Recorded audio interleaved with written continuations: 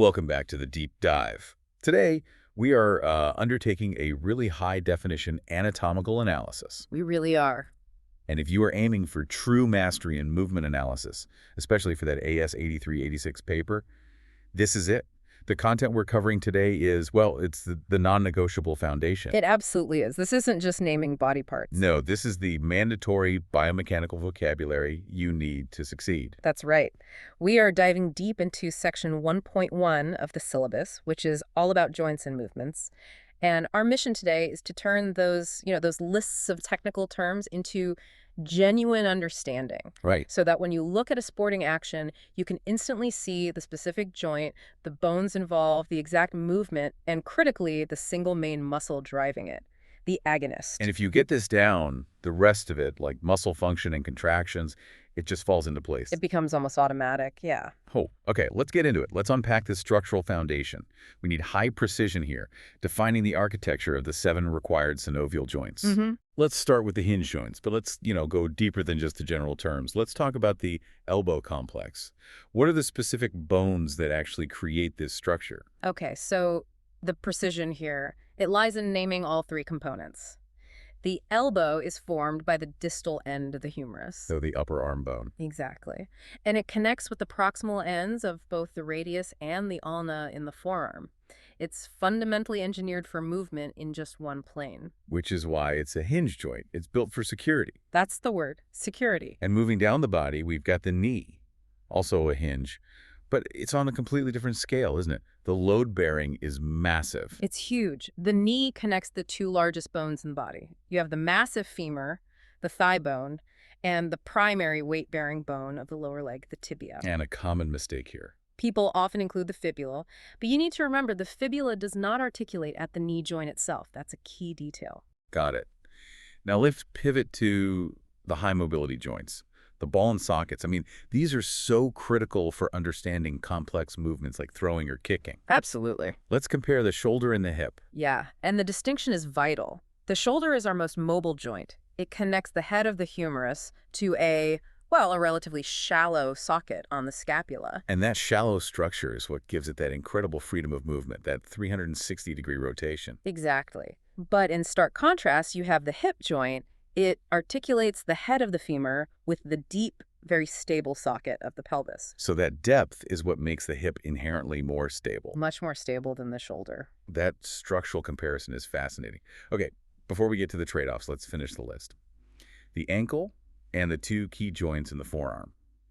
The ankle's definition is just fundamental for anything involving locomotion. It really is. The ankle is another hinge joint, but it's often missed because it involves 3 bones. You have the tibia and the fibula, and they form a kind of bracket that clasps around the central load-bearing bone, the talus. And that's the one to remember? That's the one. When you're analyzing running or jumping, understanding that the talus is the central pivot transferring force between the foot and the leg, well, that's crucial. Okay, finally, let's go to the lower arm and hand. This is an area that requires, I'd say, surgical precision because you've got 2 very different joints working so closely together. You really do. So first, the main wrist joint. The wrist is a condyloid joint. It's defined by the articulation between the radius, that's the bone on your thumb side, and that cluster of 8 small wrist bones, the carpals. And being condyloid means it moves in 2 planes. Right. Flexion and extension and adduction and adduction. And what about the second joint, the one that's just for rotation? That's the radial narr joint. It's a pivot joint connecting the radius and the ulna, and its function is extremely specific. Pronation and supination. Pronation and supination, Right just out. enabling the hand to rotate. And we have to keep those 2, the condyloid wrist and the pivot radial narr, perfectly separate in our minds. That structural walkthrough brings us right to the biomechanical why. Why does the body build joints this way? Let's talk about that critical trade-off between stability and range of movement. This is the core principle of, human engineering, really. You can never maximize both. If we go back to the ball and socket joints, the shoulder and hip, They maximize range of movement. Right, complex actions like circumduction, rotation across multiple axes. Which is fantastic for, dynamic athletic movements, but what's the cost? What's the inherent cost of all that freedom? It's got to be stability. It's stability. Yeah. Because the bony architecture is shallow, these joints rely so heavily on the surrounding soft tissues. We're talking ligaments, tendons, and especially the dynamic stability that comes from the muscles holding them together. Which is why the shoulder is so prone to dislocation. Exactly. That exceptionally shallow socket means it's vulnerable when you apply a strong external force. Now let's contrast that with the hinge joints, the elbow, and the knee. These are the real workhorses of stability. They absolutely are. They prioritize inherent strength. They're bony surfaces, they just fit together so snugly, and that limits motion to a primary axis. Flexion and extension. Just flexion and extension. This conformity means they are structurally much more robust. Yeah. You very rarely see an elbow dislocation simply because the bones themselves provide a kind of mechanical lock. Okay, that makes perfect sense for a stable joint. But wait a second. If the knee is structurally so stable, why is the ACL tear, the anterior cruciate ligament tear, so common in sports that require cutting and rapid deceleration? That is a great question. Is that a failure of the bony architecture itself, or is it that reliance on the soft tissues you mentioned? It raises a critical point about context. The bony stability of the hinge joint, it works best in the sagittal plane, so straightforward and backward movement. Got it. But the knee isn't perfectly constrained. It needs the ACL and other ligaments to resist rotational and lateral forces. The forces you get when you plant your foot in soccer or basketball. Exactly, those rapid changes in direction. When the force exceeds the capacity of those soft tissues, that's when we see the failure. It just highlights that even our most stable joints have reliance points outside the bone structure itself. Fascinating. Okay, let's move into the analysis that demands, absolute memorization and understanding, the agonist logic. We need to systematically walk through the 18 required movements and identify the single main driver, the agonist, for each one. Let's start with the hip. It has 4 main actions, so it's a good complex example. Okay, let's do it. Starting with hip flexion. The primary agonist here is the iliopsoas. Okay, let's pause right there and give the biomechanical why. Why is the iliopsoas the one to remember for flexion and not, one of the smaller muscles? Because the iliopsoas is the deep powerhouse muscle group. It's the primary driver for high-intensity actions. We aren't just talking about walking here. We're talking about generating maximum force and speed. Think of that powerful, rapid knee drive at the start of a sprint, or the critical lift phase in a penalty kick. If it's a powerful action, the iliopsoas is doing the heavy lifting. That anchors the concept perfectly. Okay, so after that powerful flexion, we get extension, driven by the gluteus maximus. And let's pause there, too. While the iliopsoas drives the knee up, the gluteus maximus is the true engine for explosion. So like a jump in basketball. A jump in basketball, the deep squat in an Olympic lift, or the forceful push-off in rugby, that powerful backward and downward thrust, that's pure gluteus maximus. Perfect. Continuing with the hip. Abduction moving the leg away from the center line. That's handled by the gluteus medius. And adduction moving the leg back toward the center line. Driven by the adductor longus. Okay, moving quickly to the knee, the movements here are much simpler. Much simpler, yeah. Flexion, which is bending the knee, is driven by the biceps femoris. That's one of your 3 hamstring muscles. And extension, straightening the leg. That's driven by the major quadriceps muscle you need to know. Erectus femoris. Down to the ankle. 2 essential movements for any kind of dynamic locomotion. Let's define these clearly. Okay, so dorsiflexion is pulling the top of your foot up towards your shin. The agonist for that is the tibialis anterior.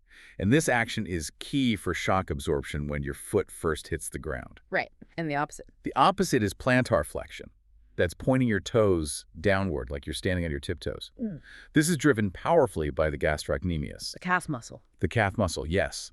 It's responsible for that final propulsive push-off in any running or jumping action. Now for the simplest synergy we have. Elbow flexion and extension. A classic. Elbow flexion, the bicep curl motion, is driven by the biceps brachii. And extension, straightening the arm. Driven by the triceps brachii. A really clear antagonistic pair working across a stable hinge joint. Okay, let's tackle the shoulder next. 6 specific movements here, and it really shows the specialized division of labor in the deltoid muscle group. It does. And it's critical to name the specific head of the deltoid. So shoulder flexion, lifting the arm forward, is the job of the anterior deltoid. And extension, pulling the arm backward. That's driven by the posterior deltoid. Okay, next up, abduction, the classic lateral raise. Abduction, moving the arm directly out to the side, that's handled by the medial deltoid. Right. But then for adduction, pulling the arm back toward the body, like in a pull-down movement, the primary agonist is that large back muscle, the latissimus dorsi, your main pulling muscle. And we still have the two horizontal movements left. You see these all the time in throwing and racket sports. We do. So horizontal flexion, moving the arm forward across the chest, is driven by the powerful chest muscle, the pectoralis major. Like the end of a bench press. Exactly. And horizontal extension, pulling the arm backward across that horizontal plane, which is essential for a backswing, is driven again by the posterior deltoid. Ah, so it does double duty. That's an important detail to remember. That's it. Okay, let's wrap up the 18 movements with the 4 actions at the wrist and radial joints. Right. At the wrist joint, we can group them. Wrist flexion and wrist extension are simply driven by the wrist flexors and wrist extensors. Easy enough. But for the rotational actions at that radial pivot joint, we need absolute clarity. Give us the memory trick for these rotational actions. Okay, pronation is driven by the pronator teres. Think of turning your palm down like you're dribbling a basketball. Mm-hmm. Supination is driven by the supinator. And for that, think of turning your palm up as if you're holding a bowl of soup. Ah, supination. Yeah. Soup. Got it. Those clear definitions prevent a lot of confusion in an exam. That systematic rundown is exactly the detail required. Mm-hmm. But this brings us to, I think, the most critical exam mastery segment. If there's one point of confusion that consistently costs candidates marks, I know exactly where you're going. it's confusing the 2 distinct joints in the lower arm and wrist. This is the critical warning. You must clearly differentiate between the wrist joint and the radial joint. One is condyloid. The other is pivot. They have entirely different functions and articulating bones. So spell it out. What is the fundamental difference in movement that someone must never mix up when they describe an action? Okay, the wrist joint, being condyloid, allows movement in 2 planes. Flexion, extension, and abduction. It lets the hand wave side to side. Right. The radial joint, the pivot joint, it facilitates rotation only. That is it. The pronation and supination we just named. So if a question asks you to analyze the turning of the palm, Yeah. and you answer with wrist flexors or the condyloid joint, you are technically wrong. You will lose marks. You have to refer to the pivot action of the radial joint and its specific agonists. And the payoff for getting this foundation right is immediate, isn't it? You can't just stop here. No, you can't. Understanding the agonist, the primary mover, it's the essential first step before you can analyze the next syllabus sections. Things like antagonists and fixators, or classifying muscle contractions. Precisely. If you can't name the joint type and the bones or the primary agonist, you just lack the context to accurately assess what's happening in a dynamic sporting action. This detailed Section 1.1 knowledge, it's not a glossary, it's your baseline analytical tool. It really is. This foundation is your key to a grade A understanding. It all comes down to the specifics. And if you do need more technical deep dives supporting your study, you can check out our other sections on revisedirect.com. And as a final thought, to really anchor this relationship between stability and movement, Go on. we noted the medial deltoid is the agonist for shoulder abduction. But what fixator muscles must simultaneously stabilize the scapula muscles like the rhomboids holding the shoulder blades secure to ensure the medial deltoid has a secure, immovable base to pull from. Ah, so you can't just know the mover. You can't. You might be able to name the muscle moving the arm, but if you can't name the anchor, you don't truly understand the mechanics of the movement itself.